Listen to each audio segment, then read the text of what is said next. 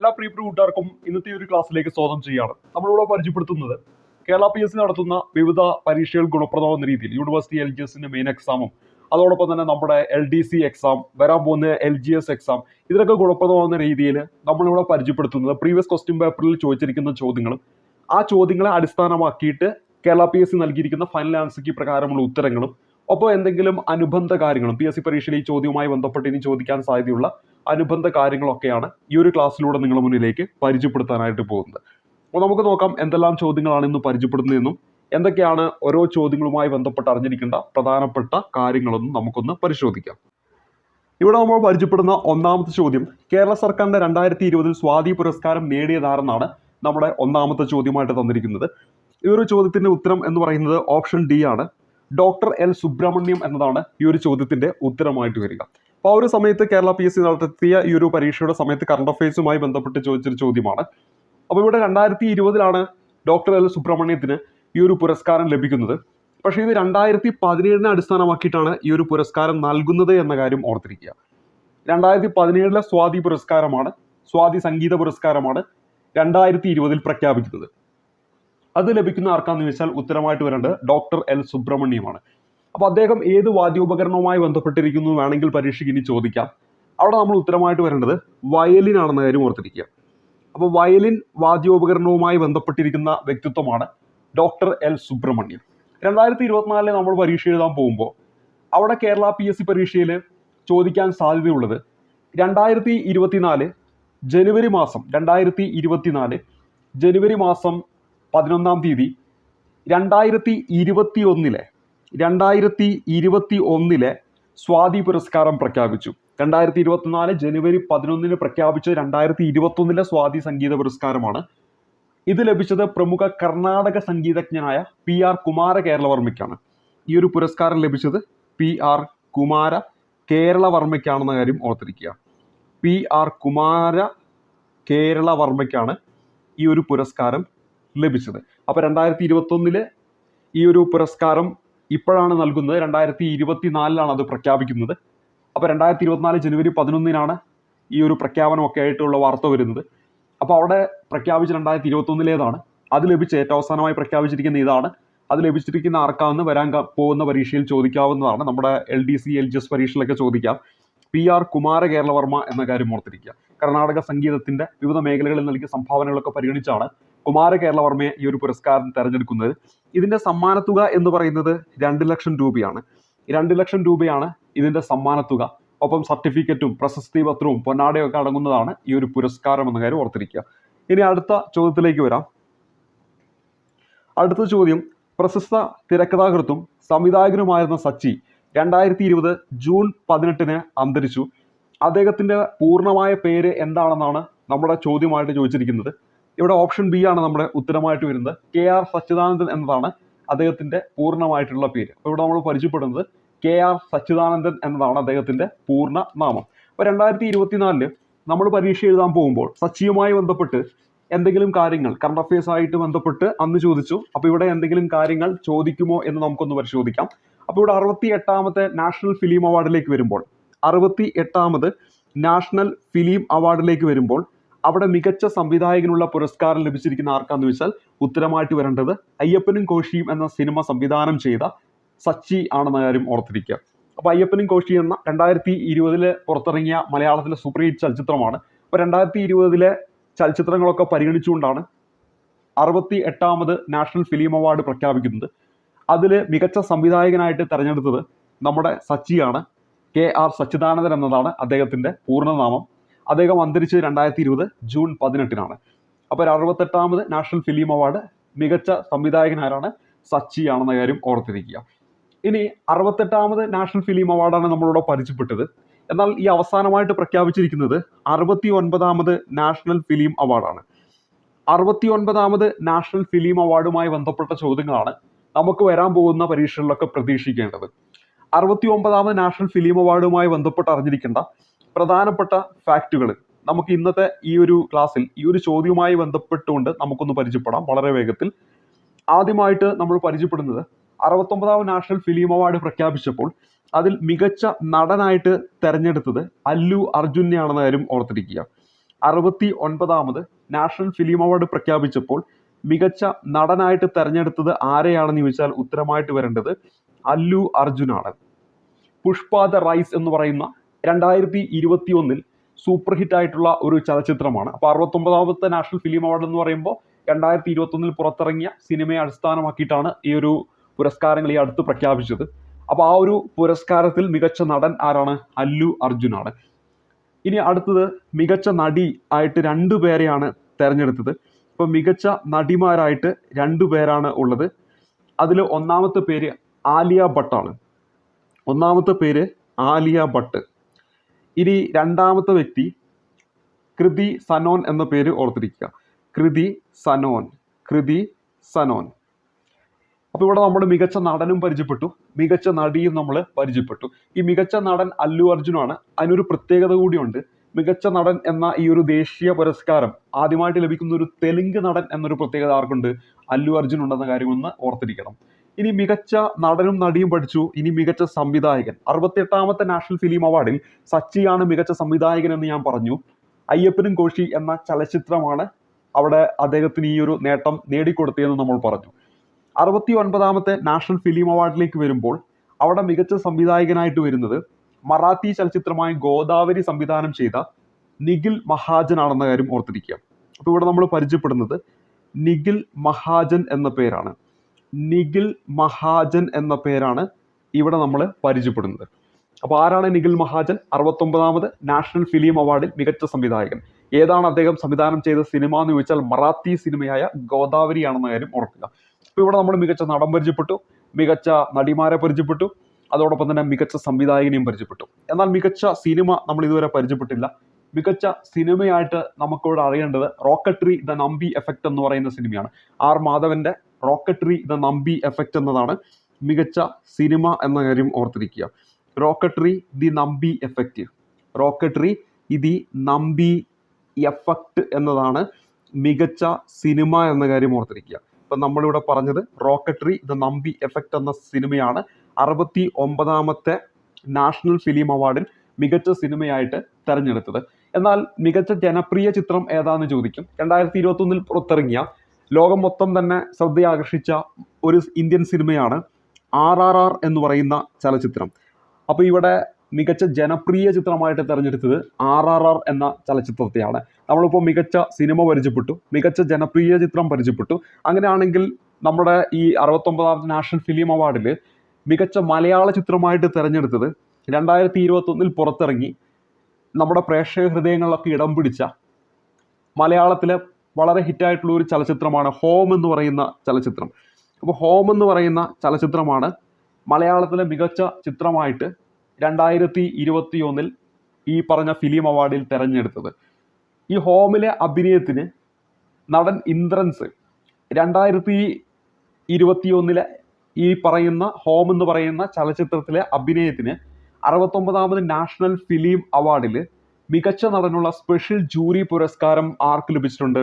ഇന്ദ്രൻസിന് ലഭിച്ചിട്ടുണ്ടെന്ന കാര്യം ഓർത്തിരിക്കുക. അപ്പോൾ വേണമെങ്കിൽ പരീക്ഷയ്ക്ക് ചോദിക്കാം, 69ാമത്തെ നാഷണൽ ഫിലിം അവാർഡിൽ മികച്ച നടനുള്ള സ്പെഷ്യൽ ജൂറി പുരസ്കാരം ലഭിച്ച മലയാള നടനാരെന്ന് ചോദിച്ചാൽ ഉത്തരമായിട്ട് വരേണ്ടത് നമ്മുടെ ഇന്ദ്രൻസ് ആണെന്ന കാര്യം ഓർക്കുക. അതോടൊപ്പം തന്നെ 69ാമത്തെ നാഷണൽ ഫിലിം അവാർഡിൽ ഇടം പിടിച്ച മറ്റൊരു മലയാളി സാന്നിധ്യമാണ് വിഷ്ണു മോഹൻ. അപ്പോൾ ഇവിടെ അടുത്തൊരു പേര് നമ്മൾ പരിചയപ്പെടുന്നു, വിഷ്ണു മോഹൻ എന്ന പേര് ഓർത്തിരിക്കുക. ആരാണ് വിഷ്ണു മോഹൻ? അദ്ദേഹം ഒരു സംവിധായകനാണ്. മേപ്പടിയാൻ എന്ന 2021 പുറത്തിറങ്ങിയ സൂപ്പർ ഹിറ്റ് ആയിട്ടുള്ള ചലച്ചിത്രത്തിന്റെ സംവിധായകനാണ് വിഷ്ണു മോഹൻ. ഇവിടെ ഈ 69ാമത് ദേശീയ ചലച്ചിത്ര പുരസ്കാരത്തിൽ വിഷ്ണു മോഹന്റെ പേര് പറയാൻ കാരണം മികച്ച നവാഗത സംവിധായകനുള്ള പുരസ്കാരം ലഭിച്ചത് വിഷ്ണു മോഹനാണ്. മികച്ച സംവിധായകൻ നിഖിൽ മഹാജനാണ്. എന്നാൽ മികച്ച നവാഗത സംവിധായകനുള്ള പുരസ്കാരം ലഭിച്ചിരിക്കുന്നത് വിഷ്ണു മോഹനാണ്. ചലച്ചിത്രം അദ്ദേഹം സംവിധാനം ചെയ്തത് മേപ്പടിയൻ എന്ന് പറയുന്ന ചലച്ചിത്രമാണെന്ന കാര്യം ഓർത്തിരിക്കുക. അപ്പോൾ ഇത്രയും കാര്യങ്ങളാണ് നമുക്ക് ഈ ഒരു ചോദ്യവുമായി ബന്ധപ്പെട്ട് നമുക്കിവിടെ അറിഞ്ഞിരിക്കേണ്ട പ്രധാനപ്പെട്ട പോയിന്റ്. പിന്നെ ഈ ഒരു 69ാമത്തെ നാഷണൽ ഫിലിം അവാർഡിന്റെ ജൂറി ചെയർമാൻ ആരെന്ന് ചോദിച്ചാൽ അവിടെ ഉത്തരമായിട്ട് വരേണ്ടത് കേതൻ മേത്തയാണെന്ന കാര്യം ഓർത്തിരിക്കുക. ജൂറി ചെയർമാൻ ആരാണ്? കേതൻ മേത്തയാണെന്ന കാര്യം ഒന്ന് ഓർത്തിരിക്കുക. ഇനി നമ്മുടെ അടുത്ത ചോദ്യത്തിലേക്ക് വരാം. കോട്ടയത്തെ KR Narayanan national institute visual science and ആർട്സിന്റെ ചെയർമാനായിട്ട് നിയമിതനായതാരെന്നാണ് നമ്മുടെ ചോദ്യം. അപ്പോൾ ആ ഒരു സമയത്ത് നമ്മുടെ മലയാള സംവിധായകനായ, നമ്മുടെ ഇന്ത്യയിൽ തന്നെ, നമ്മുടെ കേരളത്തിൽ ആദ്യമായിട്ട് ദാദാ സാഹിബ് ഫാൽക്കെ പുരസ്കാരം കൊണ്ടുവന്ന അടൂർ ഗോപാലകൃഷ്ണനാണ് ആ ഒരു സമയത്ത്, ഈ ഒരു പരീക്ഷ നടക്കുന്ന സമയത്ത് കറണ്ട് അഫയേഴ്സുമായി ബന്ധപ്പെട്ടുകൊണ്ട് ഇതിന്റെ ചെയർമാൻ പദവിയിൽ ഉണ്ടായിരുന്നത്. എന്നാൽ നാം 2024 പരീക്ഷ എഴുതാൻ പോകുമ്പോൾ കോട്ടയത്തെ KR Narayanan national institute for visual science and ആർട്സിന്റെ ചെയർമാൻ നിലവിൽ ആരാന്ന് ചോദിച്ചാൽ അവിടെ നമ്മുടെ ഉത്തരമായിട്ട് വരേണ്ടത് സെയ്ദ് മിർസ എന്ന പേരാണ്. അപ്പോൾ നമ്മൾ പരിചയപ്പെട്ട പേര് സെയ്ദ് മിർസ എന്നാണ്. ഇവിടെ നമ്മൾ പരിചയപ്പെട്ടത് സെയ്ദ് മിർസ എന്ന പേരാണ്. അപ്പോൾ 2024 ഇനി പരീക്ഷ എഴുതാൻ പോകുമ്പോൾ ഈ ഒരു സമയത്ത്, ഇന്നത്തെ ഈ ഒരു തീയതി പ്രകാരം 2024 ജനുവരി 31 ഈ ഒരു വീഡിയോ ഞാൻ റെക്കോർഡ് ചെയ്യുമ്പോൾ ആരാണ് നമ്മുടെ KR Narayanan national institute of visual സയൻസിന്റെ ചെയർമാൻ എന്ന് ചോദിച്ചാൽ സെയ്ദ് മിർസയാണെന്ന കാര്യം ഓർത്തിരിക്കുക. കാരണം നിയമനങ്ങളാണ്, വരാൻ പോകുന്ന ദിവസങ്ങളിൽ ചിലപ്പോൾ മാറ്റം വന്നേക്കാം. അപ്പം കാലത്തിനനുസരിച്ച് മാറ്റം വരുമ്പോൾ അത് നിങ്ങൾ പ്രത്യേകം നോട്ട് ചെയ്യണം. അപ്പം നിലവിൽ ആരാണ്? സെയ്ദ് മിർസയാണ്. ഇനി മറ്റൊരു പേരും കൂടെ ഇവിടെ നമുക്ക് പരിചയപ്പെടാം. പേര് ജിജോയ് രാജഗോപാൽ എന്നാണ് പേര്. ആരാണ് ജിജോയ് രാജഗോപാൽ? ഈ ഒരു ചോദ്യവുമായി ബന്ധപ്പെട്ട് ജിജോയ് രാജഗോപാൽ എന്ന പേര് പറയാൻ കാരണം നമ്മുടെ പരിചയപ്പെട്ട KR Narayanan national institute of visual science and ആർട്സിന്റെ ഡയറക്ടർ ആരാന്ന് ചോദിച്ചാൽ ഉത്തരമായിട്ട് വരേണ്ടത് ജിജോയ് രാജഗോപാലാണ്. നമ്മുടെ കേരളത്തിലെ കോട്ടയം എന്ന് പറയുന്ന ജില്ലയിലെ തെക്കുംതല എന്ന് പറയുന്ന സ്ഥലവും ഇതോടൊപ്പം തന്നെ നമ്മൾ ഓർത്തിരിക്കണം. കോട്ടയം ജില്ലയിലെ തെക്കുംതല എന്ന് പറയുന്ന സ്ഥലം, അവിടെയാണ് നാം ഇപ്പോൾ പരിചയപ്പെട്ട നമ്മുടെ ഈ ഒരു ഇൻസ്റ്റിറ്റ്യൂട്ട് സ്ഥിതി ചെയ്യുന്നത്. അപ്പോൾ കോട്ടയം ജില്ലയിലെ കാഞ്ഞിരമറ്റത്ത് തെക്കുംതല എന്ന് പറയുന്ന സ്ഥലത്താണ് ഈ പറയുന്ന KR Narayanan national institute of visual science and arts സ്ഥിതി ചെയ്യുന്നത്. പരീക്ഷകളിലൊക്കെ എപ്പോഴും ചോദ്യമായിട്ട് പ്രതീക്ഷിക്കേണ്ടതാണ് നമ്മളിവിടെ പരിചയപ്പെട്ടത്. അടുത്ത ചോദ്യത്തിലേക്ക് വരാം. കേരളത്തിലെ ആദ്യത്തെ പൈതൃക ബീച്ച് ഏതെന്നാണ്? ഓപ്ഷൻ ഡി ആണ് നമ്മുടെ ഉത്തരമായിട്ട് വരുന്നത്. അഴീക്കോട് മുനക്കൽ ഡോൾഫിൻ ബീച്ചാണ്. കേരളത്തിലെ ആദ്യത്തെ പൈതൃക ബീച്ചായ അഴീക്കോട് മുനക്കൽ ഡോൾഫിൻ ബീച്ച് കേരളത്തിൽ ഏത് ജില്ലയിലാണ് എന്ന് ചോദിച്ചാൽ നമ്മുടെ ഉത്തരമായിട്ട് വരേണ്ടത് തൃശ്ശൂർ ജില്ലയാണെന്ന കാര്യം ഓർത്തിരിക്കുക. മൂന്നാമത്തെ ഓപ്ഷൻ മുഴുപ്പിലങ്ങാട് ബീച്ച് തന്നിട്ടുണ്ട്. കേരള PSC പരീക്ഷയിൽ മുഴുപ്പിലങ്ങാട് ബീച്ചുമായി എപ്പോഴും ചോദിക്കാറുള്ള ചോദ്യമാണ് കേരളത്തിലെ ഏറ്റവും നീളം കൂടിയ ബീച്ച് ഏതാണെന്നും അതോടൊപ്പം തന്നെ കേരളത്തിലെ ഏക ഡ്രൈവിൻ ബീച്ച് ഏതാണെന്നും ചോദിച്ചാൽ ഉത്തരമായിട്ട് വരേണ്ടത് മുഴുപ്പിലങ്ങാട് ബീച്ചാണ്. നാം പരിചയപ്പെട്ട മുഴുപ്പിലങ്ങാട് ബീച്ച് കേരളത്തിൽ കണ്ണൂർ ജില്ലയിലാണ് സ്ഥിതി ചെയ്യുന്നത് എന്ന കാര്യം കൂടി ഓർത്തിരിക്കുക. അപ്പോൾ കേരളത്തിലെ ഏറ്റവും നീളം കൂടിയ ബീച്ച്, കേരളത്തിലെ ഏക driving beach Muzhappilangad beach Kannur ജില്ലയിലാണ് സ്ഥിതി ചെയ്യുന്നത് എന്ന കാര്യം ഓർത്തിരിക്കണം. ഇനി അടുത്തതായിട്ട് നമ്മൾ പരിചയപ്പെടുന്നത് ഈ ഒരു ചോദ്യവുമായി ബന്ധപ്പെട്ട് അന്ന് കറണ്ട് അഫയേഴ്സുമായി ബന്ധപ്പെട്ട് ചോദിച്ചൊരു ചോദ്യമാണ്. കേരളത്തിലെ ആദ്യത്തെ പൈതൃക ബീച്ച്, ആ ഒരു സമയവുമായി ബന്ധപ്പെട്ട് അഴീക്കോട് മുനക്കൽ ഡോൾഫിൻ ബീച്ചാണ്. വരാൻ പോകുന്ന പരീക്ഷയിൽ, ഇനി നമ്മൾ എഴുതാൻ പോകുന്ന പരീക്ഷയിൽ കറണ്ട് അഫയേഴ്സുമായി ബന്ധപ്പെട്ട് ഈ ഒരു ചോദ്യവുമായി ബന്ധപ്പെട്ട് ഒന്ന് ഓർത്ത് വെച്ചേക്കുക. കേരളത്തിലെ ആദ്യത്തെ ഭിന്നശേഷി സൗഹൃദ ബീച്ച് ചോദിക്കുകയാണെങ്കിൽ, കേരളത്തിലെ ആദ്യത്തെ ഭിന്നശേഷി സൗഹൃദ ബീച്ച് ചോദിക്കുകയാണെങ്കിൽ അത് നമ്മുടെ ആലപ്പുഴ ബീച്ചാണെന്ന കാര്യം ഓർത്തിരിക്കുക. ഭിന്നശേഷി സൗഹൃദ ബീച്ച് വരാൻ പോകുന്ന പരീക്ഷയിൽ ഒരുപക്ഷെ കേരളത്തിലെ ആദ്യത്തെ ഭിന്നശേഷി സൗഹൃദ ബീച്ച് ഏതാണെന്ന് ചോദിക്കാം. ഉത്തരമായിട്ട് വരേണ്ടത് ആലപ്പുഴ ബീച്ചാണ്. ഇനി 2020 ന്യൂയോർക്ക് ഇന്ത്യൻ ഫിലിം ഫെസ്റ്റിവലിൽ മികച്ച സംവിധായകനായി തിരഞ്ഞെടുക്കപ്പെട്ടതാരെന്നാണ് നമ്മുടെ ചോദ്യം. ഇവിടെ ഈ ഒരു ചോദ്യത്തിന്റെ ഉത്തരം എന്ന് പറയുന്നത് അചൽ മിശ്ര എന്നതാണ് ഈ ഒരു ചോദ്യത്തിന്റെ ഉത്തരമായിട്ട് വരുന്നത്. അപ്പോൾ ഇവിടെ നമ്മൾ പരിചയപ്പെട്ടത് ന്യൂയോർക്ക് ഇന്ത്യൻ ഫിലിം ഫെസ്റ്റിവലുമായി ബന്ധപ്പെട്ട്, അപ്പോൾ അന്ന് പരീക്ഷ നടക്കുന്ന സമയത്ത് ഇവിടെ ന്യൂയോർക്ക് ഇന്ത്യൻ ഫിലിം ഫെസ്റ്റിവലുമായി ബന്ധപ്പെട്ട് കറണ്ട് അഫയേഴ്സുമായി ബന്ധപ്പെട്ട് ചോദിച്ച ഒരു ചോദ്യമാണ് നമ്മളിവിടെ പരിചയപ്പെട്ടത്. ഇപ്പോൾ വരാൻ പോകുന്ന പരീക്ഷകളിലും ഈ പറയുന്ന ന്യൂയോർക്ക് ഇന്ത്യൻ ഫിലിം ഫെസ്റ്റിവൽ കടന്നു വരാം. അവിടെ 2023 അവസാനമായിട്ട് ന്യൂയോർക്ക് ഇന്ത്യൻ ഫിലിം ഫെസ്റ്റിവൽ നടന്നപ്പോൾ അവിടെ മികച്ച ചിത്രമായിട്ട് തിരഞ്ഞെടുത്തിരിക്കുന്നത് സൗദി വെള്ളക്ക എന്ന മലയാളത്തിൽ സൂപ്പർ ഹിറ്റായ ചലച്ചിത്രമാണ്. അപ്പോൾ നമ്മളിവിടെ പരിചയപ്പെടുന്ന പേര് മലയാള ചലച്ചിത്രമായ സൗദി വെള്ളക്ക 2023 ന്യൂയോർക്ക് ഇന്ത്യൻ ഫിലിം ഫെസ്റ്റിവലിൽ മികച്ച സിനിമയായിട്ട് തിരഞ്ഞെടുത്തു. ഇനി മികച്ച സംവിധായകനായിട്ട് 2023 ന്യൂയോർക്ക് ഇന്ത്യൻ ഫിലിം ഫെസ്റ്റിവലിൽ തിരഞ്ഞെടുത്തത് 3 of Us എന്ന ഹിന്ദി ചലച്ചിത്രം സംവിധാനം ചെയ്ത അവിനാഷ് അരുൺ ദവാരെയാണെന്ന കാര്യം ഓർക്കുക. അപ്പോൾ ഇവിടെ നമ്മൾ പരിചയപ്പെടുന്ന പേര് ഓർത്തിരിക്കുക, അവിനാഷ് അരുൺ ദവാരെയാണെന്ന കാര്യം ഓർക്കുക. അവിനാഷ് അരുൺ ദവാരെ ആണ് എന്ന കാര്യം ഓർത്തിരിക്കുക. ഇനി 2023 ന്യൂയോർക്ക് ഇന്ത്യൻ ഫിലിം ഫെസ്റ്റിവലിൽ മികച്ച നടനാര് എന്ന് ചോദിച്ചാൽ നമ്മളിപ്പോൾ പരിചയപ്പെട്ടു ത്രീ ഓഫ് എസ് എന്ന് പറയുന്ന ഹിന്ദി ചലച്ചിത്രം. ഈ ചലച്ചിത്രം സംവിധാനം ചെയ്ത അവിനാഷ് അരുൺ ദവാരെ മികച്ച സംവിധായകനായിട്ട് തിരഞ്ഞെടുക്കപ്പെട്ടു. ഇതേ ചലച്ചിത്രത്തിൽ അഭിനയിച്ച ജയദീപ് അഹ്ലാവാത് ആണ് മികച്ച നടനായിട്ട് തിരഞ്ഞെടുത്തത് എന്ന കാര്യം ഓർക്കുക. ഇവിടെ നമ്മൾ പരിചയപ്പെടുന്ന പേര് ജയദീപ് അഹ്ലാവത് എന്ന് പറയുന്ന പേരാണ്. എന്താണ് പരിചയപ്പെടുന്നത്? ജയദീപ് അഹ്ലാവാത് എന്ന പേരാണ് നമ്മൾ പരിചയപ്പെടുന്നത്. ജയദീപ് അഹ്ലാവാത്. ഇനി നമ്മളിപ്പോൾ മികച്ച നടൻ പഠിച്ചു, മികച്ച സംവിധായകൻ പഠിച്ചു, മികച്ച ചിത്രവും നമ്മൾ പരിചയപ്പെട്ടു. മികച്ച നടി ആരെന്ന് ചോദിച്ചാൽ നമ്മളിവിടെ പരിചയപ്പെട്ട ത്രീ ഓഫ് എസ് എന്ന് പറയുന്ന ഹിന്ദി ചലച്ചിത്രത്തിൽ അഭിനയിച്ച ഷെഫാലി ഷായാണ് മികച്ച നടിയായിട്ട് തെരഞ്ഞെടുത്തത്. ഷെഫാലി ഷായാണ് മികച്ച നടിയായിട്ട് തെരഞ്ഞെടുത്തത്. അപ്പോൾ പരിചയപ്പെട്ടു ന്യൂയോർക്ക് ഇന്ത്യൻ ഫിലിം ഫെസ്റ്റിവൽ 2023 മികച്ച സിനിമ മലയാള ചലച്ചിത്രം സൗദി വെള്ളക്ക ചോദിക്കാൻ വളരെയധികം സാധ്യത. മറ്റൊന്ന്, ഈ സിനിമ സംവിധാനം ചെയ്ത ആരെന്ന് വെച്ചാൽ തരുൺ മൂർത്തിയാണ് ഇത് സംവിധാനം ചെയ്യുന്നത്. ഇനി മികച്ച സംവിധാനം, മികച്ച നടൻ, മികച്ച നടി എന്നീ പുരസ്കാരങ്ങൾ നേടിയത് ത്രീ ഓഫ് എസ് എന്ന് പറയുന്ന ഹിന്ദി ചലച്ചിത്രത്തിലുള്ള വ്യക്തികളാണ്. മികച്ച സംവിധായകൻ ഈ സിനിമ സംവിധാനം ചെയ്ത അവിനാഷ് അരുൺ ദവാരെയാണ്. മികച്ച നടൻ ഈ സിനിമയിൽ അഭിനയിച്ച ജയദീപ് അഹ്ലാവാത് ആണ്. മികച്ച നടി ആരെന്ന് ചോദിച്ചാൽ ഷെഫാലി ഷാ ആണെന്ന കാര്യം ഓർക്കുക. 2023 നടന്ന New York Indian film festival to kill a tiger എന്ന ഹിന്ദി ഡോക്യുമെന്ററി ഇടം പിടിച്ചു. അപ്പോൾ ഏത് മേഖലയിലാണ്? To kill a tiger. അപ്പോൾ ആ ഡോക്യുമെന്ററിയുടെ പേര് ഓർത്തിരിക്കുക. ടു കിൽ എ ടൈഗർ എന്നതാണ് ഡോക്യുമെന്ററിയുടെ പേര്. ഇതൊരു ഹിന്ദി ഡോക്യുമെന്ററിയാണ്. നിഷ പഹൂജ സംവിധാനം ചെയ്ത ഡോക്യുമെന്ററിയാണ്. അതാണ് മികച്ച ഡോക്യുമെന്ററി ആയിട്ട് ഈ ഒരു ന്യൂയോർക്ക് ഇന്ത്യൻ ഫിലിം ഫെസ്റ്റിവലിൽ 2023 തിരഞ്ഞെടുക്കപ്പെട്ടത്. ഇവിടെ നമ്മൾ പരിചയപ്പെട്ട ഈ ഒരു ഡോക്യുമെന്ററി സംവിധാനം ചെയ്ത ആരെന്ന് ചോദിച്ചാൽ നിഷയാണ്. നിഷ പഹൂജ എന്ന് പറയുന്ന വ്യക്തിയാണ് ഈ ഒരു ഡോക്യുമെന്ററി സംവിധാനം ചെയ്തത് എന്ന കാര്യം ഓർത്തിരിക്കുക. അപ്പോൾ മികച്ച ഡോക്യുമെന്ററി ആയിട്ട് ഇതിൽ തിരഞ്ഞെടുത്തത് ഹിന്ദി ഡോക്യുമെന്ററിയായ ടു കിൽ എ ടൈഗർ എന്ന് പറയുന്ന ഡോക്യുമെന്ററി ആണെന്ന കാര്യം കൂടി ഓർത്തിരിക്കുക. ഈ ഒരു ചോദ്യവുമായി ബന്ധപ്പെട്ട് ഇത്രയും കാര്യങ്ങൾ ഓർക്കണം, വളരെ ഇമ്പോർട്ടൻ്റ് ആണ്. പറഞ്ഞ കാര്യങ്ങളൊക്കെ നോട്ട് ചെയ്ത് വെക്കുകയാണെങ്കിൽ നല്ലതായിരിക്കും, താല്പര്യമുണ്ടെങ്കിൽ. കാരണം ഇതൊക്കെ PSC പരീക്ഷയിൽ ചോദിച്ചുകൊണ്ടിരിക്കുന്ന മേഖലകളാണ്. അപ്പോൾ വീണ്ടും ഇതേ മേഖലയിൽ നിന്ന് ചോദ്യകർത്താവിന് വേണമെങ്കിൽ ചോദ്യം ചോദിക്കാം. കാരണം 2021 നമ്മുടെ സിലബസ് പുതുക്കിയ ശേഷം ഇങ്ങോട്ട് കുറേ എക്സാമുകൾ നടന്നു കഴിഞ്ഞു. അപ്പോൾ ചോദ്യകർത്താവിനെ സംബന്ധിച്ചിടത്തോളം വീണ്ടും ആവർത്തിക്കുക എന്നത് തന്നെയായിരിക്കും അദ്ദേഹത്തിൻ്റെ കയ്യിലുണ്ടാകുന്ന പ്രധാനപ്പെട്ട ഒരു ഉദ്ദേശം. കാരണം നമ്മുടെ SCRT ബുക്ക് എടുത്താലും നമ്മുടെ മറ്റ് കാര്യങ്ങളൊക്കെ എടുത്ത് എന്നാലും അവിടെ ചോദിക്കേണ്ട മാക്സിമം ചോദ്യങ്ങൾ ഈ ഒരു കാലയളവിനുള്ളിൽ ചോദിച്ചു കഴിഞ്ഞു. അത്രത്തോളം പരീക്ഷകൾ നടന്നിട്ടുണ്ട്. അപ്പോൾ റിപ്പീറ്റേഷൻ തന്നെയായിരിക്കും വരിക. അവിടെ ഈ മേഖലയിൽ നിന്നുള്ള ചോദ്യങ്ങളൊക്കെ ചോദ്യകർത്താവിന് വേണമെങ്കിൽ വീണ്ടും ചോദിക്കാം 2024 പോകുമ്പോൾ. അതുകൊണ്ട് തന്നെ വളരെ ഇമ്പോർട്ടൻ്റ് ആണ്.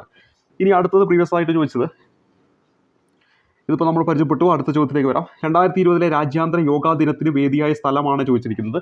അപ്പോൾ ഇവിടെ നമ്മൾ പരിചയപ്പെടുന്നു 2020 രാജ്യാന്തര യോഗാ ദിനത്തിന് വേദിയായ സ്ഥലം ചോദിക്കുകയാണെങ്കിൽ ഓപ്ഷൻ ബി ലേ ആണ് ഉത്തരമായിട്ട് വരേണ്ടത്. ലഡാക്കിലെ ലേയിൽ വെച്ചിട്ടാണ് 2020 രാജ്യാന്തര യോഗാ ദിനം നടന്നത്. അപ്പോൾ ഇവിടെ നമ്മൾ പരിചയപ്പെടുന്നത് കറണ്ട് അഫയേഴ്സുമായി ബന്ധപ്പെട്ട ഒരു ചോദ്യമാണ്. അങ്ങനെയാണെങ്കിൽ നമ്മുടെ വരാൻ പോകുന്ന പരീക്ഷകളിൽ ചോദിക്കാൻ സാധ്യതയുള്ളത്, യോഗാ ദിനവുമായി ബന്ധപ്പെട്ട് ചോദിക്കാൻ സാധ്യതയുള്ളത് എന്താണെന്ന് നോക്കാം. യോഗാ ദിനം എന്ന് ഞാനിവിടെ പറഞ്ഞു. എന്നാൽ എന്നാണ് യോഗാ ദിനം എന്ന് ചോദിച്ചാൽ ജൂൺ മാസം 21-ാം തീയതിയാണ് യോഗാ ദിനം എന്ന കാര്യം ഓർത്തിരിക്കുക. നമ്മുടെ BJP ഗവൺമെൻറ്, NDA ഗവൺമെൻറ് ആദ്യമായിട്ട് അധികാരത്തിൽ വരുന്നു 2014. അതിനുശേഷം നമ്മുടെ പ്രധാനമന്ത്രി ലോകത്തിന് മുന്നിൽ വെച്ചതാണ് എല്ലാ വർഷവും ജൂൺ 21 യോഗാ ദിനമായിട്ട് ആചരിക്കണം എന്നൊരു ആശയം. അങ്ങനെ 2015 മുതലാണ് നമ്മുടെ രാജ്യവും അതോടൊപ്പം തന്നെ ലോകം മൊത്തവും എന്താണ് യോഗാ ദിനമായിട്ട് ആചരിക്കാൻ തുടങ്ങിയത്. 2023 വരുമ്പോൾ അവിടെയുമുണ്ട് ഒരു ജൂൺ 21. ആ ദിനം നമ്മുടെ രാജ്യവും ലോകവും എന്തായിട്ട് ആചരിച്ചിട്ടുണ്ട്? നമ്മുടെ യോഗാ ദിനമായിട്ട് ആചരിച്ചിട്ടുണ്ട്. ഈ ഒരു ദിനത്തിന്റെ തീം എന്ന് പറയുന്നത് വസുദൈവ കുടുംബത്തിന് യോഗ എന്നാണ്. എന്താണ് തീം? വസുദൈവ കുടുംബത്തിന് യോഗ എന്നതാണ് 2023 തീം എന്ന കാര്യം ഓർത്തിരിക്കുക. 2023 യോഗാ ദിനത്തിന് വളരെ പ്രധാനപ്പെട്ട ഒരു പ്രത്യേകതയുണ്ട്. എന്താണെന്ന് വെച്ചാൽ നമ്മുടെ ഇന്ത്യൻ പ്രധാനമന്ത്രി UN ആസ്ഥാനത്ത് വെച്ചിട്ട്, നമ്മുടെ ഇന്ത്യൻ പ്രധാനമന്ത്രി UN ആസ്ഥാനം, അതായത് ന്യൂയോർക്കാണ് നമ്മുടെ യുണൈറ്റഡ് നാഷന്റെ ആസ്ഥാനം സ്ഥിതി ചെയ്യുന്നത്.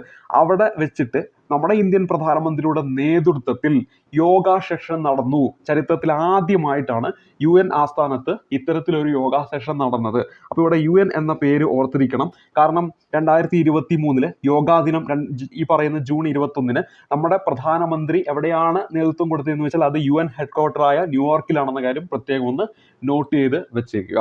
അപ്പോൾ ഇത്രയും കാര്യങ്ങൾ ഈ ഒരു ചോദ്യവുമായി ബന്ധപ്പെട്ട് അറിഞ്ഞിരിക്കണം. അപ്പോൾ 2015 ഇത് തുടക്കം കുറിക്കുന്നത്. പിന്നീട് ഇങ്ങോട്ട് 2023 ജൂൺ 21 കാര്യങ്ങൾ നമ്മൾ അറിഞ്ഞിരിക്കേണ്ട പ്രധാനപ്പെട്ട ഫാക്ട് നമ്മൾ പരിചയപ്പെട്ടു. ഇനി ഇന്ത്യയിൽ നമ്മൾ ഈ പറഞ്ഞ യോഗാ ദിനവുമായി ബന്ധപ്പെട്ട് അതിന് പ്രധാനമായിട്ടും നടന്നിരിക്കുന്ന മധ്യപ്രദേശിലെ ജബൽപൂരിലാണെന്ന കാര്യം ഓർത്തിരിക്കുക. മധ്യപ്രദേശിലെ ജബൽപൂരിലാണ്. അവിടെ ഈ ഒരു ഇതിന് നേതൃത്വം കൊടുത്തത് നമ്മുടെ ഇന്ത്യയുടെ ഉപരാഷ്ട്രപതിയായ ശ്രീ ജഗദീപ് ധൻഖറാണ്. രാജ്യസഭയുടെ ചെയർമാൻ ആരാണ്? നമ്മുടെ ഇന്ത്യയുടെ ഉപരാഷ്ട്രപതിയാണ്. അദ്ദേഹമാണ് ശ്രീ ജഗദീപ് ധൻഖറാണ് ഈ പറയുന്ന ജബൽപൂരിൽ വെച്ച് നടന്ന യോഗാ ദിനത്തിന്റെ സെക്ഷൻ എന്ത് ചെയ്യുന്നത്, നേതൃത്വം കൊടുക്കുന്നത്. അതും കൂടി ഒന്ന് ഓർത്തിരിക്കണം. പ്രധാനമന്ത്രി എവിടെയാണ്? UN-ലാണ്. അപ്പോൾ ഒരുപക്ഷെ പ്രധാനമന്ത്രി എന്ന് പറഞ്ഞിട്ട് അവിടെ ഒന്നാമത്തെ ഓപ്ഷനിൽ ജബൽപൂർ കൊടുക്കാം. പക്ഷേ അവിടെ ഉത്തരമായിട്ട് വരേണ്ടത് നമ്മുടെ ജഗദീപ് ധൻഖർ. അപ്പോൾ ആരാണ് നിലവിൽ നമ്മുടെ ഉപരാഷ്ട്രപതി അല്ലെങ്കിൽ രാജ്യസഭാ ചെയർമാൻ എന്ന് വെച്ചാൽ ജഗദീപ് ധൻഖറാണ്. അതൊരു ചോദ്യമായിട്ട് പ്രതീക്ഷിക്കാവുന്നതാണ്. അതോടൊപ്പം തന്നെ 2023 നടന്നത് 9ാമത്തെ ഇന്റർനാഷണൽ യോഗ ഡേ ആണ്. 2015 മുതൽ അങ്ങോട്ട് കണക്ക് കൂട്ടിയാൽ മതി. മധ്യപ്രദേശിലെ ജബൽപൂരിലാണ് ഇന്ത്യയിൽ വെച്ച് നടക്കുന്നത്. പക്ഷേ പ്രധാനമന്ത്രി എവിടെയായിരുന്നു? UN-ന്റെ ഹെഡ്ക്വാർട്ടറായ ന്യൂയോർക്കിലായിരുന്നു എന്ന കാര്യം ഒന്ന് ഓർത്തിരിക്കുക. അതും വളരെ ഇമ്പോർട്ടൻ്റ് ആണ്. ഇനി അടുത്ത ചോദ്യത്തിലേക്ക് വരാം. നാഷണൽ ബുക്ക് ട്രസ്റ്റിന്റെ ആഭിമുഖ്യത്തിൽ 2020 ജനുവരിയിൽ വേൾഡ് ബുക്ക് ഫെയർ നടന്നത് എവിടെയെന്ന് വെച്ചാൽ അത് നമ്മുടെ ന്യൂഡൽഹിയിലാണ്. എപ്പോഴും ന്യൂഡൽഹിയിൽ വെച്ച് തന്നെയാണ് നടക്കുന്നത്. അപ്പോൾ ഇവിടെ 2023 ചോദിച്ചാലും ആളും ന്യൂഡൽഹി തന്നെയാണ്. കൃത്യമായി പറഞ്ഞാൽ പ്രഗതി മൈതാൻ എന്ന് പറയുന്ന സ്ഥലത്ത് വെച്ചിട്ടാണ് ഇത് നടക്കുന്നതെന്ന കാര്യം ഓർത്തിരിക്കുക. പ്രഗതി മൈതാൻ. ഇനി അടുത്ത ചോദ്യത്തിലേക്ക് വരാം. 2020 കോമൺവെൽത്ത് ചെറുകഥാ പുരസ്കാരം നേടിയ ഇന്ത്യൻ സാഹിത്യകാരി ആരെന്നാണ് നമ്മുടെ ചോദ്യം. കൃതിക് പാണ്ഡെ എന്നതാണ് ഈ ഒരു ചോദ്യത്തിന്റെ ഉത്തരമായിട്ട്. അപ്പോൾ ആ ഒരു സമയത്ത് ഈ പറയുന്ന പുരസ്കാരം നേടുന്നു ഒരു ഇന്ത്യക്കാരി. അപ്പോൾ അവിടെ എന്താണ് വാർത്തയിൽ വളരെയധികം ഇടം പിടിച്ചിട്ടുണ്ട്. അതുകൊണ്ട് ആ ഒരു ചോദ്യമായിട്ട് വരികയും ചെയ്തിട്ടുണ്ട്. ഇതേപോലെ നമ്മുടെ പരീക്ഷയിൽ ചോദിക്കാവുന്ന ഒന്നാണ് 2020 ബുക്കർ ഇന്റർനാഷണൽ പുരസ്കാരം നേടിയത് ഒരു ഇന്ത്യൻ വംശജയാണ്. അപ്പോൾ 2024 ബുക്കർ ഇന്റർനാഷണൽ പുരസ്കാരം 2 പുരസ്കാരമുണ്ട്. ബുക്കർ പുരസ്കാരമുണ്ട്, ബുക്കർ ഇന്റർനാഷണൽ പുരസ്കാരവുമുണ്ട്. ബുക്കർ ഇന്റർനാഷണൽ പുരസ്കാരവും ഉണ്ട്. അപ്പോൾ ഈ ഒരു പുരസ്കാരം 2022 നേടിയത് ഒരു ഇന്ത്യക്കാരിയാണ്. അവരുടെ പേര് ഗീതാഞ്ജലി ശ്രീ എന്നാണ്. പരീക്ഷയിൽ നിർബന്ധമായിട്ടും അറിഞ്ഞിരിക്കേണ്ട ഒരു ചോദ്യമാണ് ഇത്. 2022. അതിനുശേഷം 2023 പ്രഖ്യാപിക്കുന്നുണ്ട്. നമ്മൾ പറഞ്ഞത് 2022 കാര്യമാണ്. അവിടെ ബുക്കർ ഇന്റർനാഷണൽ പുരസ്കാരം 2022 നേടിയത് ഗീതാഞ്ജലി ശ്രീയാണ്. പ്രത്യേകം ശ്രദ്ധിക്കുക, ബുക്കർ പുരസ്കാരവും ഉണ്ട്, ബുക്കർ ഇന്റർനാഷണൽ പുരസ്കാരമുണ്ട്. രണ്ടും രണ്ടാണ്. അപ്പോൾ ഇവിടെ എന്താണ്, ഗീതാഞ്ജലി ശ്രീക്കാണ് ഈ ഒരു പുരസ്കാരം ലഭിച്ചത്. അവരുടെ കൃതി എന്ന് പറയുന്നത്, ഈ ഒരു പുരസ്കാരം നേടിക്കൊടുത്ത കൃതി ടോംബ് ഓഫ് സാൻഡ് എന്ന് പറയുന്ന ഹിന്ദി കൃതിയാണ്. ടോംബ് ഓഫ് സാൻഡ് എന്ന് പറയുന്ന ഹിന്ദി കൃതിയാണ്. ഇവിടെ ഇംഗ്ലീഷ് ഭാഷയിലുള്ള സാഹിത്യങ്ങൾക്കാണ് ഈ പുരസ്കാരം ലഭിക്കുന്നത്. ഈ ഒരു കൃതി അതിൻ്റെ ഇംഗ്ലീഷിലേക്കുള്ള പരിഭാഷപ്പെടുത്തിയതിനാണ് പുരസ്കാരം ലഭിച്ചത്. അപ്പോൾ ഗീതാഞ്ജലി ശ്രീ ഇത് രചിച്ചത് ഹിന്ദി ഭാഷയിലാണ്. അപ്പോൾ അത് ഇംഗ്ലീഷിലേക്ക് ആരെങ്കിലും തർജ്ജമ ചെയ്തിട്ടുണ്ടാവുമല്ലോ. അപ്പോൾ അവരുടെ പേര് ഓർത്തിരിക്കണം. ഡെയ്സി റോസ്വെൽ എന്നാണ് നമ്മളിവിടെ പരിചയപ്പെടേണ്ട പേര്. അപ്പോൾ ഗീതാഞ്ജലി, ഡെയ്സി റോസ്വെൽ എന്നീ പേരുകൾ ഓർത്തിരിക്കുക. അപ്പോൾ ഇവിടെ നമ്മൾ ഓർക്കുക, ബുക്കർ ഇന്റർനാഷണൽ പ്രൈസ് 2022 ലഭിച്ചത് ഒരു ഇന്ത്യക്കാരിക്കാണ്. അവരുടെ പേര് ഗീതാഞ്ജലി ശ്രീ എന്നാണ്. അവരുടെ കൃതി ഹിന്ദിയിൽ എഴുതി ടോംബ് ഓഫ് സാൻഡ് എന്നാണ്. ടോംബ് ഓഫ് സാൻഡ് എന്ന് പറയുന്ന ഇംഗ്ലീഷിലേക്ക് അത് തർജ്ജമ ചെയ്തത് ഡെയ്സി റോസ്വെലിനാണ്. അപ്പോൾ ഇവർക്ക് രണ്ടുപേർക്കുമായിട്ടാണ് ഈ ഒരു പുരസ്കാരം പങ്കിട്ട് നൽകുന്നത് എന്ന കാര്യം ഓർത്തിരിക്കുക. അപ്പോൾ ഇവിടെ നമ്മൾ പരിചയപ്പെട്ടത് ബുക്കർ ഇന്റർനാഷണൽ പ്രൈസ് 2022. അപ്പോൾ അതുമായി ബന്ധപ്പെട്ട് ഗീതാഞ്ജലി ശ്രീ എന്ന പേര് ഓർക്കണം. പിന്നെ ടോംബ് ഓഫ് സാൻഡ് എന്ന് പറയുന്ന അദ്ദേഹത്തിന്റെ കൃതിയുടെ പേര് ഓർത്തിരിക്കുക.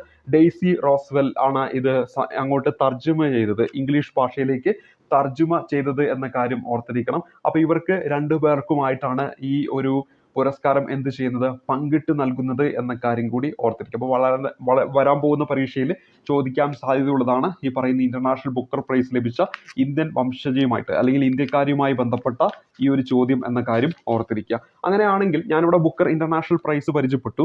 2022 പരിചയപ്പെട്ടത്. എന്നാൽ ഈ അവസാനമായിട്ട് 2023 ഇത് പ്രഖ്യാപിക്കുന്നുണ്ടെന്ന കാര്യം ഓർത്തിരിക്കുക. 2023 എന്താണ് ഇത് പ്രഖ്യാപിക്കുന്നുണ്ടെന്ന കാര്യം ഓർത്തിരിക്കുക. അപ്പോൾ 2023 ഒന്ന് പരിചയപ്പെടാം. നോട്ട് ചെയ്ത് വെച്ചോ, പരീക്ഷയ്ക്ക് ചോദ്യമായിട്ട് വരും.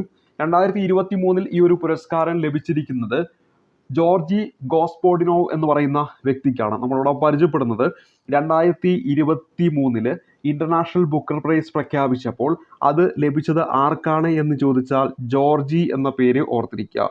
എന്താണ് പേര്? ജോർജി ഗോസ്പോഡിനോവ് എന്നാണ് അദ്ദേഹത്തിന്റെ പേര്. ഗോസ്പോഡിനോവ്.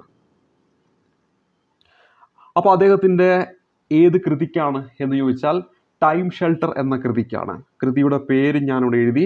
ടൈം ഷെൽട്ടർ എന്നതാണ് കൃതിയുടെ പേര്. അതേപോലെ തന്നെ അദ്ദേഹത്തിൻ്റെ ഈ ഒരു കൃതി, ഇദ്ദേഹം ഒരു ബൾഗേറിയൻ എഴുത്തുകാരനാണ്. ഏത് രാജ്യക്കാരനാണ്? ബൾഗേറിയ. അപ്പോൾ ബൾഗേറിയൻ എഴുത്തുകാരനാണെന്ന കാര്യം ഓർക്കുക, ബൾഗേറിയ. അപ്പോൾ ഇവിടെ ഇദ്ദേഹത്തിന് ഈ ഒരു പുരസ്കാരം നൽകിയപ്പോൾ ഒരു പ്രത്യേകതയുണ്ട്. ഈ ഒരു പുരസ്കാരം ലഭിക്കുന്ന ആദ്യത്തെ ബൾഗേറിയൻ എഴുത്തുകാരനാണ്. ജോർജി ഗോസ്പോഡിനോവ് ബൾഗേറിയൻ എഴുത്തുകാരനാണ്. ഈ ഒരു പുരസ്കാരം ലഭിക്കുന്ന ആദ്യത്തെ ബൾഗേറിയൻ എഴുത്തുകാരനാണ്. കൃതി ടൈം ഷെൽട്ടർ. അപ്പോൾ ഇദ്ദേഹത്തിൻ്റെ ഈ കൃതിയും ഇംഗ്ലീഷിലേക്ക് മാറ്റണമല്ലോ. അത് മാറ്റിയതാരെന്ന് ചോദിച്ചാൽ അവിടെ നമ്മൾ ഉത്തരം അഞ്ചേല റോഡൽ എന്നതാണ് ഉത്തരമായിട്ട് വരേണ്ടത്. അഞ്ചേല റോഡർ എന്നതാണ് ഇത് തർജ്ജിമ ചെയ്ത, ഈ ഒരു കൃതി ഇംഗ്ലീഷിലേക്ക് തർജ്ജിമ ചെയ്ത വ്യക്തി. അപ്പോൾ ഇവർക്ക് രണ്ടിനുമാണ് എന്ത് ലഭിക്കുന്നത്? ഈ ഒരു പുരസ്കാരം ലഭിക്കുന്നു. ഇവർ രണ്ടുപേരും പങ്കിടുന്നു. അപ്പോൾ ഇവിടെ നമ്മൾ പഠിച്ച ഈ ഒരു പുരസ്കാരത്തിന് ഏകദേശം 50,000-ഓളം പൗണ്ട് സമ്മാനത്തുകയുണ്ട്. അത് ഇവർ രണ്ടുപേരും പങ്കിടും. അപ്പോൾ ഇവിടെ എന്താണ്? ജോർജി ഗോസ്പോഡിനോവും ടൈം ഷെൽട്ടർ എന്ന കൃതിയുടെ പേര്, അതുപോലെ തന്നെ അഞ്ചേല റോഡൽ എന്ന വ്യക്തിയുടെ പേര്, പിന്നെ ബൾഗേറിയൻ എഴുത്തുകാരനാണ് ജോർജി ഗോസ്പോഡിനോവ് എന്നതും ഓർത്തിരിക്കുക. 2023 ഇവിടെ നമ്മൾ പരിചയപ്പെട്ടത് ഇന്റർനാഷണൽ ബുക്കർ പ്രൈസ് ആണ്. ഇനി 2023 ഇന്റർനാഷണൽ ബുക്കർ പ്രൈസ് ലോങ് ലിസ്റ്റിൽ ഇടം നേടിയ ആദ്യ തമിഴ് എഴുത്തുകാരനുണ്ട്. അപ്പോൾ അദ്ദേഹത്തിൻ്റെ പേരെന്ന് പറയുന്നത് പെരുമാൾ മുരുകനാണ്. അദ്ദേഹത്തിൻ്റെ പേരെന്താണ്? പെരുമാൾ മുരുകനാണെന്ന കാര്യം ഓർത്തിരിക്കുക. അദ്ദേഹത്തിൻ്റെ കൃതിയാണ് ഫയർ. ഇത് അദ്ദേഹത്തിൻ്റെ കൃതിയാണ്. എന്താണ് പറഞ്ഞത്? 2023 നമ്മളിപ്പോൾ പരിചയപ്പെട്ടല്ലോ, ജോർജിക്കും അഞ്ചേലയ്ക്കും ഒക്കെ അവാർഡ് കിട്ടിയെന്ന്.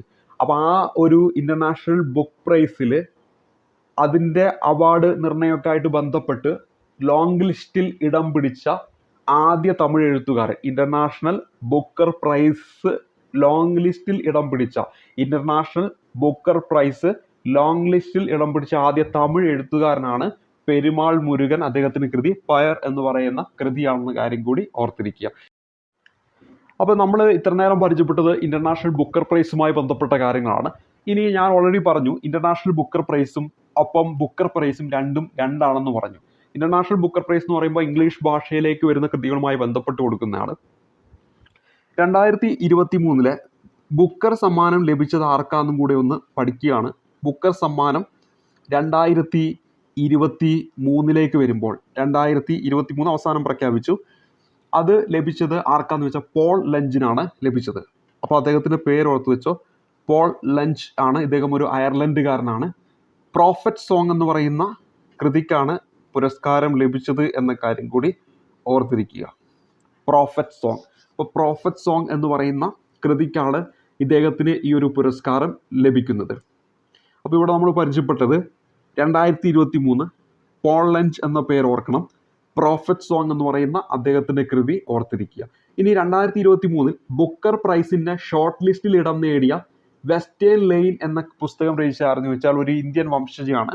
അവരുടെ പേര് ചേറ്റ്ന മാറോ എന്നതാണ്. അപ്പോൾ അവരുടെ പേര് ഓർത്തിരിക്കുക, ചേറ്റ്ന മാറോ എന്നതാണ് പേര്. ഇപ്പോൾ ഇവിടെ എന്താ പരിചയപ്പെട്ടത്? ഈ 2023 ഇപ്പോൾ പറഞ്ഞല്ലോ പോൾ ലഞ്ച് പ്രോഫറ്റ് സോങ് എന്ന് പറയുന്ന കൃതിക്ക് അദ്ദേഹത്തിന് ബുക്കർ സമ്മാനം കിട്ടിയെന്ന്. അപ്പോൾ ആ ബുക്കർ സമ്മാനമൊക്കെ നിർണ്ണയിക്കുന്നതുമായി ബന്ധപ്പെട്ട് അതിൻ്റെ ഷോർട്ട് ലിസ്റ്റുകളൊക്കെ പ്രഖ്യാപിക്കുമല്ലോ.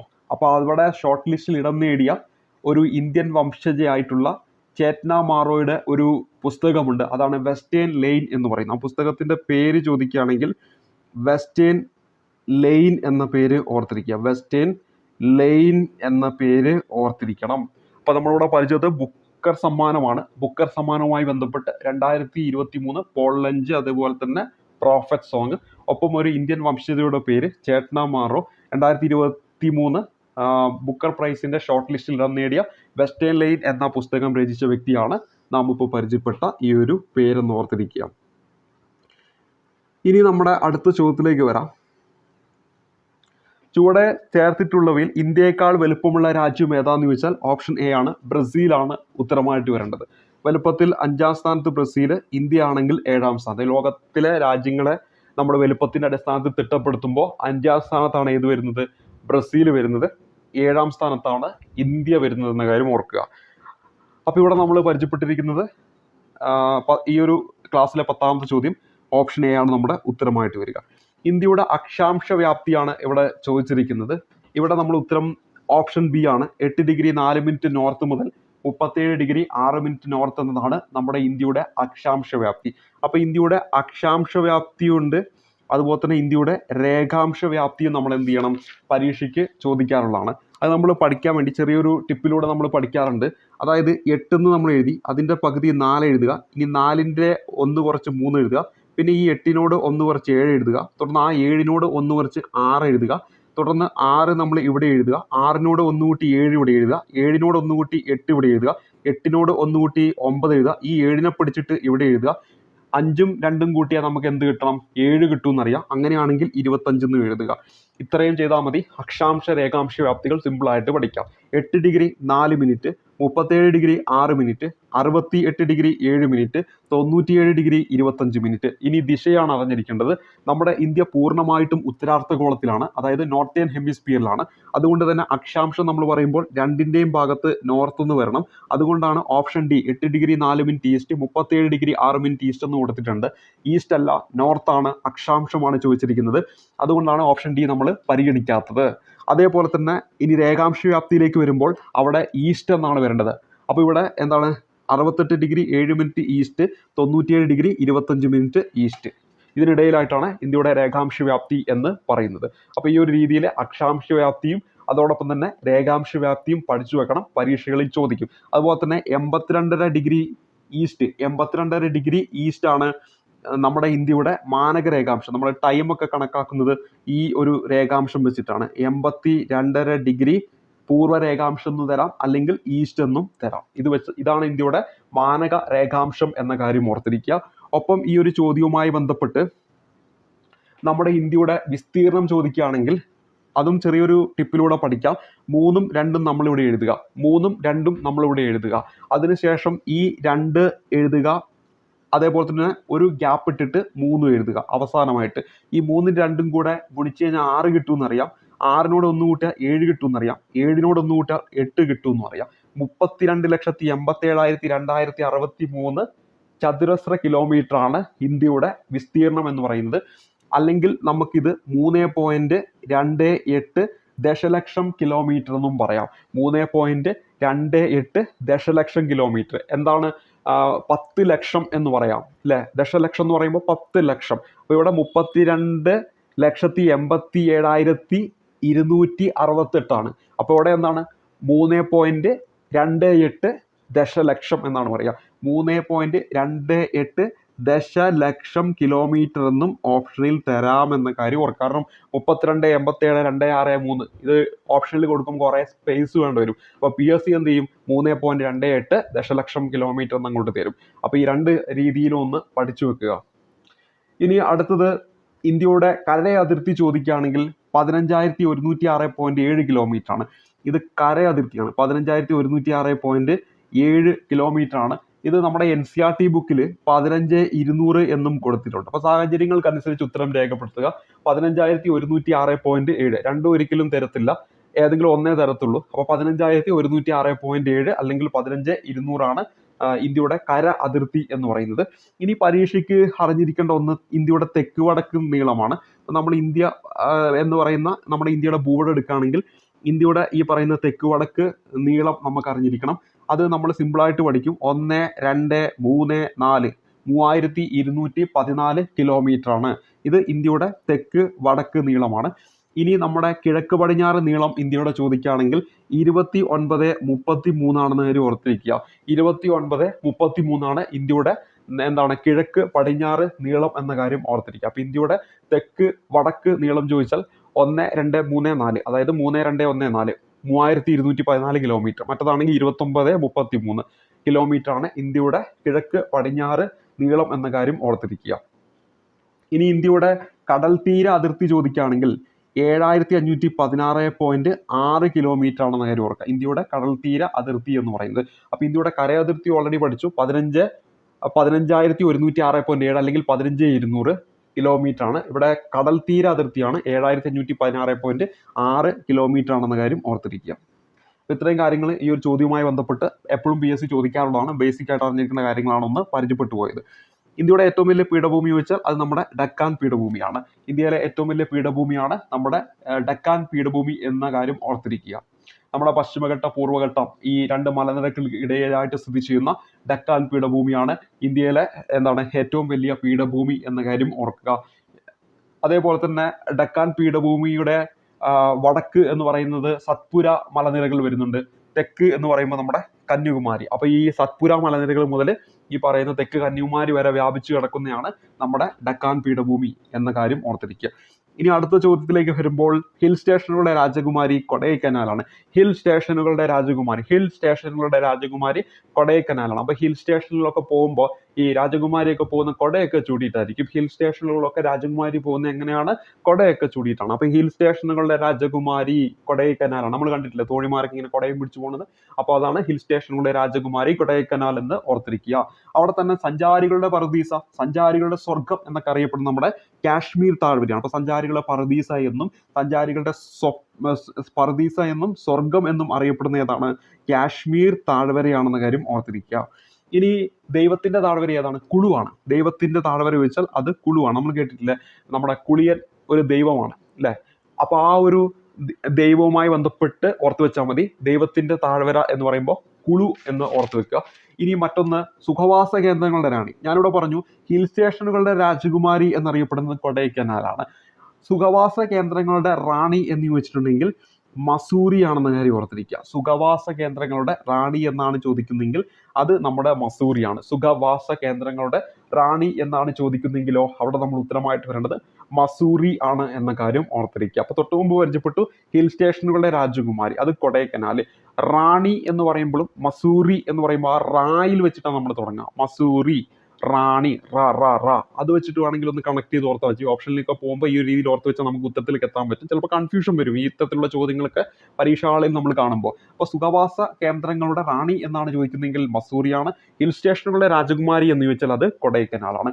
ഇനി മിഡോ ഓഫ് ഗോൾഡ് എന്നറിയപ്പെടുന്ന സുഖവാസ കേന്ദ്രമാണ് നമ്മുടെ ജമ്മു കാശ്മീരിലെ സോനാമാർഗ് എന്ന കാര്യം ഓർക്കുക. എന്താണ് മിഡോ ഓഫ് ഗോൾഡ് എന്ന് അറിയപ്പെടുന്ന സുഖവാസ കേന്ദ്രം നമ്മുടെ ഇന്ത്യയിലെ ജമ്മു കാശ്മീരിലെ സോനാമാർഗ് ആണെന്ന കാര്യം ഓർത്തിരിക്കുക. ജമ്മു കാശ്മീരിലെ സോനാമാർഗ് ആണെന്ന കാര്യം ഓർത്തിരിക്കുക. അപ്പൊ ഇത്തരം കാര്യങ്ങളാണ് ഈ ഒരു ചോദ്യവുമായി ബന്ധപ്പെട്ട് അറിയേണ്ടത്. ബംഗാൾ ഉൾക്കടലിൽ നദീവ്യൂഹത്തിൽ ഉൾപ്പെടാത്ത നദി എന്നാണ്. അപ്പൊ ഇവിടെ ഓപ്ഷൻ സി ആണ് നമ്മുടെ ഉത്തരമായിട്ട് വരുന്നത്. നമ്മളിപ്പോ ഉപദ്വീപീയ ഇതെടുക്കുകയാണെങ്കിൽ, ഉപദ്വീപീയ പീഠഭൂമി എടുക്കുകയാണെങ്കിൽ അവിടെ നമ്മുടെ ഈ പറയുന്ന നർമ്മദ നദിയും അതേപോലെ തന്നെ താപ്തി നദിയും പടിഞ്ഞാറോട്ട് ഒഴുകിയിട്ട് നമ്മുടെ അറബിക്കടലിലാണ് പോയിട്ട് പതിക്കുന്നതെന്ന് നമുക്കറിയാം. അപ്പൊ ഇവിടെ ഉപദ്വീപീയ നദികളിൽ പടിഞ്ഞാറോട്ട് ഒഴുകുന്ന പ്രധാനപ്പെട്ട രണ്ട് നദികളാണ് നമ്മുടെ നർമ്മദ നദിയും താപ്തി നദിയും. അങ്ങനെ അത് പോയിട്ട് അവിടെ പതിക്കും, അറബിക്കടലിൽ പോയി പതിക്കും. പിന്നെ അവശേഷിക്കുന്ന പ്രധാനപ്പെട്ട ഉപദ്വീപീയ നദികളായിട്ടുള്ള മഹാനദി, ഗോദാവരി, പിന്നെ കൃഷ്ണ, കാവേരി തുടങ്ങിയ നദികളൊക്കെ അവിടെ പോയി പതിക്കും. കിഴക്കോട്ട് ഒഴുകിയിട്ട് ബംഗാൾ ഉൾക്കടലിലാണ് പോയിട്ട് പതിക്കുന്നത്. അപ്പോൾ നമ്മുടെ ചോദ്യത്തിൽ ബംഗാൾ ഉൾക്കടൽ നദീവ്യൂഹത്തിൽ ഉൾപ്പെടാത്ത നദി എന്നാണ്. അവിടെ ഉത്തരമായിട്ട് വരുന്നത് നമ്മുടെ നർമ്മദയാണ്. ചിലപ്പോൾ ഓപ്ഷനിൽ താപ്തി തരാം. അപ്പോൾ അവിടെ ഓർക്കേണ്ടത് താപ്തിയാണ്. ഇനി പടിഞ്ഞാറോട്ട് ഒഴുകുന്ന ഏറ്റവും വലിയ ഉപദ്വീപീയ നദി ചോദിച്ചാൽ നർമ്മദയാണ്. രണ്ടാമത് വരുന്ന ഏതാണ്? നമ്മുടെ താപ്തിയാണെന്ന കാര്യം ഓർത്തിരിക്കുക. അതേപോലെ ഹിമാലയ നദികൾ പഠിക്കുമ്പോഴും നമുക്കറിയാം ഗംഗയുണ്ട്, അതുപോലെ തന്നെ സിന്ധു ഉണ്ട്, ബ്രഹ്മപുത്രയുണ്ട്. ഇതിൽ ഗംഗയും ബ്രഹ്മപുത്രയും ഒക്കെ കിഴക്കോട്ട് ഒഴുകി നമ്മുടെ ബംഗാൾ ഉൾക്കടലിൽ പോയിട്ട് പതിക്കുമ്പോൾ പടിഞ്ഞാറോട്ട് ഒഴുകിയിട്ട് ഈ സിന്ധു നദി അവിടെ പോയി പതിക്കും, അറബിക്കടലിൽ പോയി പതിക്കും. സിന്ധു നദിയുടെ മറ്റൊരു പ്രത്യേകത ലേ പട്ടണത്തെ ചുറ്റി ഒഴുകുന്ന നമ്മുടെ ഹിമാലയ നദി ചോദിച്ചാൽ അത് സിന്ധു നദിയാണ്. ഇത് ഒഴുകുന്നത് നമ്മുടെ ലഡാക്കിലൂടെ മാത്രമാണ് ഇന്ത്യയിൽ. അതിൽ തന്നെ ലേ എന്ന് പറയുന്ന ഈ ഒരു ജില്ലയിലൂടെ മാത്രമാണ് ഈ പറയുന്ന സിന്ധു നദി ഇന്ത്യയിലൂടെ ഒഴുകുന്നുള്ളൂ എന്നൊരു പ്രത്യേകത കൂടി സിന്ധു നദിക്കുണ്ട്. അപ്പൊ ഈ ഒരു ചോദ്യം നമ്മൾ പറഞ്ഞുകൊണ്ട് ജസ്റ്റ് ഒന്ന് പറഞ്ഞു പോയെന്നേ ഉള്ളൂ. ഇനി നമുക്ക് അടുത്ത ചോദ്യത്തിലേക്ക് വരാം. ഇന്ത്യയിലെ ഏറ്റവും ഉയരത്തിൽ സ്ഥിതി ചെയ്യുന്ന എയർപോർട്ടായ ലേ ഏത് നദിക്കരയിലാണ്? അപ്പോൾ നമ്മൾ പറഞ്ഞതേ ഉള്ളൂ, ഓപ്ഷൻ സി സിന്ധു ആണ് അതിൻ്റെ ഉത്തരമായിട്ട് വരേണ്ടത്. അപ്പോൾ നമ്മളോട് പറഞ്ഞു സിന്ധു ലേ പട്ടണത്തെ ചുറ്റി ഒഴുകുന്ന നദിയാണെന്ന് നമ്മൾ പഠിക്കാറുണ്ട്. അപ്പോൾ ഇവിടെ നമ്മൾ ഉത്തരം എന്താണ്? ഇന്ത്യയിലെ ഏറ്റവും ഉയരത്തിൽ സ്ഥിതി ചെയ്യുന്ന എയർപോർട്ടാണ് ലേ എന്ന് പറയുന്ന എയർപോർട്ട്. ആ എയർപോർട്ട് സ്ഥിതി ചെയ്യുന്നത് സിന്ധു നദിയുടെ തീരത്താണെന്ന കാര്യം ഓർക്കുക. അപ്പോൾ ഈ ലേ എയർപോർട്ടിന്റെ പൂർണ്ണനാമം എന്താണ്? കുഷോക്ക് ബാകുല റിംപോച്ചെ എയർപോർട്ട് എന്നാണ് ഇതിന്റെ പൂർണ്ണനാമം എന്ന കാര്യം ഓർക്കുക. കുഷോക്ക് ബാകുല റിംപോച്ചെ എയർപോർട്ട്, ഇതാണ് ലേ എയർപോർട്ടിന്റെ പൂർണ്ണനാമം എന്ന കാര്യം ഓർക്കുക. ലഡാക്കിലാണ് ഇത് സ്ഥിതി ചെയ്യുന്നത്. സിന്ധു നദി ഇന്ത്യയിലെ ലഡാക്ക് കേന്ദ്രഭരണ പ്രദേശത്തിലെ ലേ ജില്ലയിലൂടെ മാത്രമാണ് ഒഴുകുന്നത് എന്ന കാര്യം പ്രത്യേകം ഒന്ന് നോട്ട് ചെയ്യുക. അതുപോലെ തന്നെ സിന്ധു പിന്നീട് എങ്ങോട്ടാണ് പോകുന്നത്? നമ്മുടെ പാകിസ്ഥാനിലേക്കാണ് പോകുന്നത്. ഈ അടുത്ത് നടന്ന ഒരു പരീക്ഷയിൽ ചോദ്യമായി വന്നിട്ടുണ്ട്. സിന്ധു നദി പാകിസ്ഥാനിലേക്ക് പ്രവേശിക്കുന്നത് എവിടെ വെച്ചാന്ന് ചോദിച്ചാൽ ചില്ലാറിൽ വെച്ചിട്ടാണ്. ചില്ലാർ എന്ന് പറയുന്ന സ്ഥലത്ത് വെച്ചിട്ടാണ് പാകിസ്ഥാനിലോട്ട് പോകുന്നത്. മൺസൂൺ എന്ന വാക്ക് ഏത് ഭാഷയിൽ നിന്ന് എടുത്തതാണെന്ന് ചോദിച്ചാൽ അത് അറബി ഭാഷയിൽ നിന്ന് വന്നിട്ടുള്ളതാണ്. മൗസീം എന്ന അറബ് പദത്തിൽ നിന്നാണ് ഈ ഒരു വാക്ക് വന്നിരിക്കുന്നത്. ഇനി ഈ വാക്കിൻ്റെ അർത്ഥം ഋതുക്കൾ എന്നാണ്. ഈ വാക്കിൻ്റെ അർത്ഥം ഋതുക്കൾ എന്നാണ്. അതേപോലെ തന്നെ മൺസൂൺ കാറ്റുകളുടെ ഗതിമാറ്റം ആദ്യമായി കണ്ടെത്തിയ ഗ്രീക്ക് നാവികനും അറബി പണ്ഡിതനുമായ വ്യക്തി ആരെന്നൊക്കെ PS ചോദിക്കാറുണ്ട്. ഹിപ്പാലസ് ആണ്. മൺസൂൺ കാറ്റുകളുടെ ഗതിമാറ്റം ആദ്യമായി കണ്ടെത്തിയ ഗ്രീക്ക് നാവികനും അറബി പണ്ഡിതനും ആരാന്ന് വെച്ചാൽ ഉത്തരമായിട്ട് വരേണ്ടത് ഹിപ്പാലസ് ആണെന്ന കാര്യം കൂടി ഈ ഒരു ചോദ്യവുമായി ബന്ധപ്പെട്ട് ഓർത്ത് വെച്ചേക്കുക. ഇനി SCERT ടെക്സ്റ്റ് ബുക്കിൽ നൽകിയിരിക്കുന്ന ഒരു പോയിന്റും കൂടെ പറയാം. മൺസൂണിന്റെ രൂപം കൊള്ളലിനെ സ്വാധീനിക്കുന്ന ഘടകങ്ങൾ പ്രീവിയസ് ആയിട്ട് ചോദിച്ചതാണ്. SCERT നിന്ന് എടുത്തു ചോദിച്ചതാണ്. അപ്പോൾ അത് ജസ്റ്റ് ഒന്ന് വേണമെങ്കിൽ പഠിച്ചു വെച്ചോ. മൺസൂണിന്റെ രൂപം കൊള്ളലിനെ സ്വാധീനിക്കുന്ന ഘടകങ്ങൾ 3 എണ്ണമേ ഉള്ളൂ. ആ 3 എണ്ണം SCERT പറയുന്ന 3 എണ്ണമാണ് ഞാൻ ഇവിടെ പറയാൻ പോകുന്നത്. ജസ്റ്റ് ഒന്ന് നോട്ട് ചെയ്ത് വെച്ചേക്കുക. വരുന്ന പരീക്ഷയിൽ അത് തീർച്ചയായിട്ടും നിങ്ങൾക്ക് ഗുണപ്രദമായിരിക്കും. അപ്പോൾ എന്തെല്ലാമാണെന്ന് നമുക്കൊന്ന് പരിചയപ്പെടാം. അപ്പോൾ ഇവിടെ ആദ്യമായിട്ട് പറയുന്ന പോയിന്റ് മൺസൂണിന്റെ രൂപം കൊള്ളലിനെ സ്വാധീനിക്കുന്ന ഘടകങ്ങളിലൊന്ന് സൂര്യന്റെ അയനമാണ്. അപ്പോൾ ഒന്നാമതായിട്ട് പരിചയപ്പെടുന്നത് സൂര്യന്റെ അയനമാണെന്ന കാര്യം ഓർത്തിരിക്കുക. എന്താണ്? സൂര്യന്റെ അയനമാണെന്ന കാര്യം ഓർക്കുക. അപ്പോൾ ഒന്നാമത്തെ പോയിന്റ് പഠിച്ചേ സൂര്യന്റെ അയനമാണ്. ഇനി രണ്ടാമത്തെ കാരണം എന്ന് പറയുന്നത് താപത്തിലെ വ്യത്യാസങ്ങളാണ്. അപ്പോൾ രണ്ടാമത്തെ കാരണം എന്താണ്? താപത്തിലെ വ്യത്യാസമാണ്. അപ്പോൾ സൂര്യന്റെ അയനം, താപത്തിലെ വ്യത്യാസം. ഇനി മൂന്നാമതായിട്ട് പറയുന്ന കോറിയോലിസ് പ്രഭാവമാണ്. മൂന്നാമതായിട്ട് പറയുന്നത് എന്താണ്? കോറിയോലിസ് പ്രഭാവമാണ്. അപ്പോൾ മൂന്നാമതായിട്ട് പറയുന്നത് കോറിയോലിസ് പ്രഭാവമാണ്. ഇവിടെ നമ്മൾ പരിചയപ്പെട്ടത് മൺസൂണിന്റെ രൂപം കൊള്ളലിനെ സ്വാധീനിക്കുന്ന ഘടകങ്ങളിലൊന്ന് സൂര്യന്റെ അയനം, താപത്തിലെ വ്യത്യാസം, മറ്റൊന്ന് കോറിയോലിസ് പ്രഭാവം. അപ്പോൾ സൂര്യന്റെ അയനം, താപത്തിലെ വ്യത്യാസം, കോറിയോലിസ് പ്രഭാവം. ഇനി കാൽബൈശാഖി എന്നാൽ എന്താണ്? കാറ്റാണ്. ഓപ്ഷൻ A ആണ് നമ്മുടെ ഉത്തരമായിട്ട് വരിക. ബംഗാളിലും അതുപോലെ തന്നെ ആസാമിലും ഒക്കെ വൈകുന്നേരങ്ങളിൽ രൂപപ്പെടുന്ന ശക്തമായ ഇടിമിന്നലോട് കൂടിയ കൊടുങ്കാറ്റുകളാണ് ഈ പറയുന്ന കാൽബൈശാഖി എന്ന് പറഞ്ഞത്. കാറ്റോട് കൂടിയ ഇടിമിന്നലോട് കൂടിയ ഒക്കെ മഴ അവിടെ ഉണ്ടായിരിക്കും ഈ പറയുന്ന ബംഗാളിലും ആസാമിലുമായിട്ട്. ഇത് നമ്മുടെ ആസാമിൽ അറിയപ്പെടുന്നത് ബർദോളി ചീര എന്ന പേരിലാണ്. അപ്പോൾ ആസാമിൽ ഈ പറയുന്ന കാൽബൈശാഖി എന്ന് പറയുന്ന ഈ കാറ്റ് അറിയപ്പെടുന്നത് ബർദോളി ചീര എന്ന പേരിലാണെന്ന കാര്യം ഓർത്തിരിക്കുക. അപ്പോൾ ഇവിടെ നമ്മൾ പരിചയപ്പെട്ടു ആസാമിലും അതുപോലെ തന്നെ ബംഗാളിലും വൈകുന്നേരങ്ങളിൽ രൂപപ്പെടുന്ന ശക്തമായ ഇടിമിന്നലോട് കൂടിയ കൊടുങ്കാറ്റുകളാണ് കാൽബൈശാഖി എന്ന് പറയുന്നത്. അപ്പോൾ കാറ്റോട് കൂടിയ ഇടിമിന്നലോട് കൂടിയ മഴയൊക്കെ അവിടെ ഉണ്ടായിരിക്കും. ഇതേപോലെ തന്നെ ആസാമിൽ ഈ പറയുന്ന കാൽബൈശാഖിയെ ബർദോളി ചീര എന്ന പേരിൽ അറിയപ്പെടുന്നു. അപ്പോൾ ഈ കാറ്റുകൾ ഈ പറഞ്ഞ പ്രദേശങ്ങളിൽ തേയില കൃഷിക്കും ചണം കൃഷിക്കും നെല്ല് കൃഷിക്കൊക്കെ അനുകൂലമാണ് എന്ന കാര്യം ഓർക്കുക.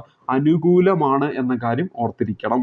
ഇനി അടുത്തത് ആസാമിലെ കാസിരംഗ ദേശീയോദ്യാനം ഏത് മൃഗത്തിന് പ്രസിദ്ധമാണ്? എപ്പോഴോ PS ചോദിച്ചുകൊണ്ടിരിക്കുന്ന ഒരു ചോദ്യമാണ്.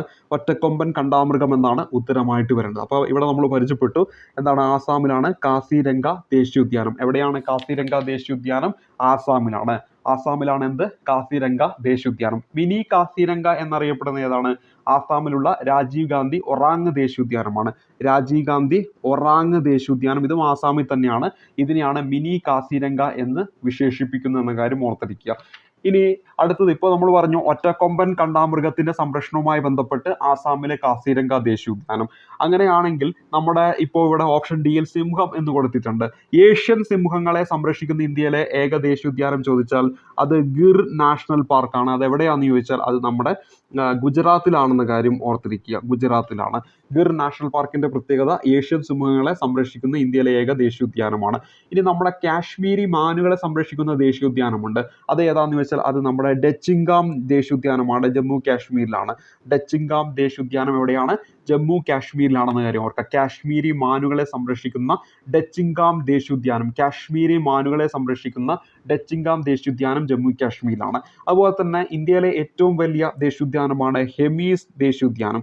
ഇന്ത്യയിലെ ഏറ്റവും വലിയ ദേശീയോദ്യാനമാണ് ഹെമീസ് ദേശീയോദ്യാനം. ഇവിടുത്തെ പ്രത്യേകത ഹിമപ്പുലികളുടെ സംരക്ഷണത്തിന് പേരുകേട്ട ദേശീയോദ്യാനമാണ് ഈ പറയുന്ന ഹെമീസ് ദേശീയോദ്യാനം എന്ന കാര്യം ഓർക്കുക. അപ്പോൾ ഹെമീസ് ദേശീയോദ്യാനം ആണ് ഇന്ത്യയിലെ ഏറ്റവും വലിയ ദേശീയോദ്യാനം. ഇത് നമ്മുടെ ലഡാക്കിലാണ്. അതുപോലെ തന്നെ ഹിമപ്പുലികളുടെ സംരക്ഷണവുമായി ബന്ധപ്പെട്ടതാണ് ഹെമീസ്. അപ്പൊ ഹെമീസ്, ഹിമപ്പുലി, അതുപോലെ തന്നെ ലഡാക്ക്. ഹെമീസ്, ഹിമപ്പുലി, ലഡാക്ക് എന്നോർക്കുക ഇന്ത്യയിലെ ഏറ്റവും വലിയ ദേശീയോദ്യാനമാണെന്ന കാര്യം ഓർത്തിരിക്കുക. അതുപോലെ തന്നെ അങ്ങനെയാണെങ്കിൽ നമ്മുടെ മനസ്സിലേക്ക് കടന്നു വരണം ഇന്ത്യയിലെ ഏറ്റവും ചെറിയ ദേശീയോദ്യാനം ചോദിച്ചാൽ അത് ആൻഡമാൻ നിക്കോബർ ഐലൻഡിലെ സൗത്ത് ബട്ടൺ നാഷണൽ പാർക്കാണ്. ഏതാണ്? സൗത്ത് ബട്ടൺ നാഷണൽ പാർക്കാണ് ഇന്ത്യയിലെ ഏറ്റവും ചെറിയ ദേശീയോദ്യാനം എന്ന കാര്യം കൂടി ഓർത്തിരിക്കുക. ഇനി ഇന്ത്യയിൽ വെള്ളക്കടുവകൾക്ക് പ്രസിദ്ധമായിട്ടുള്ള ഒരു ദേശീയോദ്യാനമുണ്ട്. അത് നന്ദൻകാനൻ ദേശീയോദ്യാനമാണ്. അപ്പം നമ്മളിവിടെ പരിചയപ്പെട്ടത് നന്ദൻകാനൻ ദേശീയോദ്യാനമാണ്. നന്ദൻകാനൻ ദേശീയോദ്യാനം എന്താണ്? വെള്ളക്കടുവകൾക്ക് പ്രസിദ്ധമായിട്ടുള്ള ദേശീയോദ്യാനമാണ്. എവിടെയാണിത്? ഒഡീഷയിലാണ്. ഒഡീഷയിലാണ് ഇത് എന്ന കാര്യം കൂടി ഓർത്തിരിക്കുക. അപ്പം നന്ദൻകാനൻ ദേശീയോദ്യാനം എവിടെയാണ്? ഒഡീഷയിലാണ്. ഇത് വെള്ളക്കടുവകൾക്ക് പ്രസിദ്ധമായിട്ടുള്ള ദേശീയോദ്യാനമാണ്. ഇനി അടുത്തത് ഇന്ത്യയിലെ ഏറ്റവും ഉയരത്തിലുള്ള ദേശീയോദ്യാനം ചോദിച്ചാൽ അത് കാഞ്ചൻജംഗ ദേശീയോദ്യാനമാണ്. സിക്കിമിലാണ് ഈ പറയുന്ന കാഞ്ചൻജംഗ ദേശീയോദ്യാനം സ്ഥിതി ചെയ്യുന്നത്. സിക്കിമിലാണ്. അപ്പൊ ഇന്ത്യയിലെ ആദ്യത്തെ മറൈൻ നാഷണൽ പാർക്ക് ചോദിച്ചാൽ അത് നമ്മുടെ ഗൾഫ് ഓഫ് കച്ച് ആണ്. അത് ഗുജറാത്തിലാണ്. ഗുജറാത്തിലെ ഗൾഫ് ഓഫ് കച്ച് ആണ് ഇന്ത്യയിലെ ആദ്യത്തെ മറൈൻ നാഷണൽ പാർക്ക്. ഇന്ത്യയിലെ ആദ്യത്തെ മറൈൻ നാഷണൽ പാർക്ക് ഏതാന്ന് ചോദിച്ചാൽ അത് ഗൾഫ് ഓഫ് കച്ച് ആണ്. എവിടെയാണ്? അത് ഗുജറാത്തിലാണ്. ഇനി അടുത്തത് മിനി കാസിരംഗ നമ്മൾ പരിചയപ്പെട്ടു. രാജീവ് ഗാന്ധി ഒറാങ് ദേശീയോദ്യാനമാണ്. അതുപോലെ തന്നെ വിദർഭയുടെ രത്നം എന്നറിയപ്പെടുന്ന ദേശീയോദ്യാനം ഏതാണ്? തഡോബ. അത് നമ്മുടെ മഹാരാഷ്ട്രയിലാണ്. അപ്പോൾ തഡോബ എന്ന് പറയുന്ന ദേശീയോദ്യാനമാണ് വിദർഭയുടെ രത്നം എന്നറിയപ്പെടുന്ന ദേശീയോദ്യാനം. വിദർഭയുടെ രത്നം എന്നറിയപ്പെടുന്ന ദേശീയോദ്യാനമാണ് തഡോബ ദേശീയോദ്യാനം എന്ന കാര്യം ഓർക്കുക. ഇനി വംശനാശത്തിന്റെ വക്കിലെത്തിയ ബാരാസിംഹ എന്ന മൃഗത്തെ പ്രത്യേക സംരക്ഷണ പ്രവർത്തികളുടെ ഫലമായി തിരികെ കൊണ്ടുവന്ന ദേശീയോദ്യാനമാണ് നമ്മുടെ മധ്യപ്രദേശിലെ കൻഹ ദേശീയോദ്യാനം. അപ്പോൾ കൻഹ ദേശീയോദ്യാനം എവിടെയാണ്? PSC പരീക്ഷയിലൊക്കെ ചോദിക്കും. മധ്യപ്രദേശിലാണ്. അപ്പോൾ അവിടുത്തെ ഒരു പ്രത്യേകതയാണ് ബാരാസിംഹ എന്ന് പറഞ്ഞ മാൻവർഗത്തിൽപ്പെട്ട മൃഗമാണ്. ഇവിടെ നമ്മൾ പരിചയപ്പെട്ട പേര് ഓർത്തിരിക്കുക. ബാരാസിംഹ എന്നാണ്. ബാരാസിംഹ എന്ന മാൻവർഗത്തിൽപ്പെട്ട മൃഗമാണ്. അപ്പോൾ ഇവിടെ വംശനാശത്തിന്റെ വക്കിലെത്തിയ ബാരാസിംഹ എന്ന മൃഗത്തെ പ്രത്യേക സംരക്ഷണ പ്രവൃത്തികളുടെ ഫലമായിട്ട് തിരികെ കൊണ്ടുവന്നു. അത് ഏത് ദേശീയോദ്യാനമാണെന്ന് വെച്ചാൽ നമ്മുടെ മധ്യപ്രദേശിലെ കൻഹ ദേശീയോദ്യാനമാണ്. മധ്യപ്രദേശിലെ കൻഹ ദേശീയോദ്യാനം എപ്പോഴും ചോദിക്കുന്നതാണ്. യൂറോപ്പിൽ നിന്നും ഇന്ത്യയിലേക്കുള്ള നാവികമാർഗം കണ്ടെത്തുക എന്ന ലക്ഷ്യത്തോടെ ഇന്ത്യയിലെത്തിയ പോർച്ചുഗീസ് നാവികൻ ആരെന്നാണ് ഈ ഒരു ക്ലാസ്സിൽ നമ്മൾ അവസാനമായിട്ട് പരിചയപ്പെടുന്നത്. നമുക്ക് എല്ലാവർക്കും അറിയാവുന്നതാണ്. ഓപ്ഷൻ സി ആണ്. വാസ്കോഡ ഗാമയാണ് ഉത്തരമായിട്ട് വരേണ്ടത്. അപ്പോൾ കടൽ മാർഗം ഇന്ത്യയിലെത്തിയ ആദ്യത്തെ യൂറോപ്യൻ ആരെന്ന് ചോദിച്ചാൽ നമ്മുടെ വാസ്കോഡ ഗാമയാണ്. കടൽ മാർഗം ഇന്ത്യയിലെത്തിയ ആദ്യത്തെ യൂറോപ്യൻ എന്ന് കൃത്യമായി എടുത്തു ചോദിച്ചാൽ ഉത്തരമായിട്ട് വരേണ്ടത് അത് വാസ്കോഡ ഗാമയാണെന്ന കാര്യം ഓർത്തിരിക്കുക. അദ്ദേഹം നമ്മുടെ ഈ പറയുന്ന ഇന്ത്യയിൽ എത്തിച്ചേരുന്നത് 1498 മെയ് മാസം 20-ാം തീയതിയാണ്. ഇത് SCERT ടെക്സ്റ്റ് ബുക്കിലെ 10ാം ക്ലാസ്സിൽ ഇങ്ങനെ പറയുന്നുണ്ട്. അതേസമയത്ത് SCERT ടെക്സ്റ്റ് ബുക്കിലെ ക്ലാസ് 9 മെയ് 21 എന്നും പറയുന്നുണ്ട്. അപ്പോൾ രണ്ട് ഡേറ്റ് എന്തായാലും ഒരിക്കലും ഒരുമിച്ച് തരില്ല. അപ്പോൾ മെയ് 20 എന്ന് ഓർക്കുക. പൊതുവെ നമ്മളതാണ് എപ്പോഴും പഠിക്കുന്നത്. അപ്പോൾ 1498 മെയ് മാസം 20-ാം തീയതിയാണ് അദ്ദേഹം എവിടെ എത്തിച്ചേരുന്നത്? നമ്മുടെ കേരളത്തിൽ എത്തിച്ചേരുന്നത്. അപ്പോൾ വാസ്കോഡ ഗാമ കേരളത്തിൽ എവിടെ എത്തിച്ചേരുന്നത്? കാപ്പാടാണ് അദ്ദേഹം എത്തിച്ചേരുന്നത്. കോഴിക്കോട് ചേമഞ്ചേരി പഞ്ചായത്തിലെ കാപ്പാട് കടപ്പുറത്ത് അദ്ദേഹം പന്തലായനി ബീച്ച് എന്ന് പറയുന്ന ആ ഒരു സ്ഥലത്തായിട്ടാണ് അദ്ദേഹം എത്തിച്ചേരുന്നത് എന്ന കാര്യം ഓർത്തിരിക്കുക. അപ്പോൾ ഇത്രയും കാര്യങ്ങളാണ് ഇന്നത്തെ ഈ ഒരു വീഡിയോ ക്ലാസ്സിൽ ഉൾക്കൊള്ളിച്ചിരിക്കുന്നത്. വളരെ ഇമ്പോർട്ടൻ്റ് ആയിട്ടുള്ള നമ്മുടെ കേരള PSC പരീക്ഷയിൽ പ്രീവിയസ് ആയിട്ട് ചോദിച്ചിരിക്കുന്ന ചോദ്യങ്ങൾ, അവയ്ക്ക് അനുബന്ധമായിട്ട് അറിഞ്ഞിരിക്കേണ്ട പ്രീവിയസ് ആയിട്ട് ചോദിച്ചിരിക്കുന്ന കാര്യങ്ങൾ ഒക്കെയാണ് നമ്മൾ ക്ലാസ്സിലൂടെ പരിചയപ്പെട്ടു പോകുന്നത്. അപ്പോൾ ഇത്രയും നേരം ഈ ക്ലാസ് കണ്ടപ്പോൾ നിങ്ങൾക്ക് തീർച്ചയായിട്ടും ഗുണപ്രദമാകുന്ന കുറേ കാര്യങ്ങൾ ലഭിച്ചിട്ടുണ്ടാകുമെന്ന് വിശ്വസിക്കുന്നു. അപ്പോൾ ഇത്തരത്തിലുള്ള ക്ലാസ്സുകൾ നമ്മൾ തുടർന്നും ഈ ഒരു യൂട്യൂബ് ചാനലിൽ അപ്ലോഡ് ചെയ്യുന്നതായിരിക്കും. അപ്പോൾ അത് കാണാൻ താല്പര്യമുണ്ടെങ്കിൽ, തികച്ചും സൗജന്യമായിട്ട് കാണാൻ താല്പര്യമുണ്ടെങ്കിൽ യൂട്യൂബ് ചാനൽ ഒന്ന് സബ്സ്ക്രൈബ് ചെയ്യാവുന്നതാണ്. ഞങ്ങളുടെ യൂട്യൂബ് ചാനലിൽ കാണപ്പെടുന്ന സബ്സ്ക്രൈബ് ബട്ടൺ എനേബിൾ ചെയ്തുകൊണ്ട്, അപ്പോൾ ഓരോ ക്ലാസ്സുകളും നിങ്ങൾക്ക് ഇഷ്ടപ്പെടുന്നുണ്ടെങ്കിൽ, നിങ്ങൾക്ക് വീഡിയോ ഒക്കെ ഇഷ്ടപ്പെടുന്നുണ്ടെങ്കിൽ മാത്രം ഒന്ന് ലൈക്ക് ചെയ്യാം. ഒപ്പം നിങ്ങളുടെ വിലയേറിയ അഭിപ്രായങ്ങളൊക്കെ രേഖപ്പെടുത്താവുന്നതാണ്. അപ്പോൾ ഇന്നത്തെ ഈ ഒരു ക്ലാസ് ഇവിടെ വെച്ച് അവസാനിക്കുന്നു. അടുത്തൊരു ക്ലാസ് കാണുമ്പോഴേക്കും നന്ദി, നമസ്കാരം.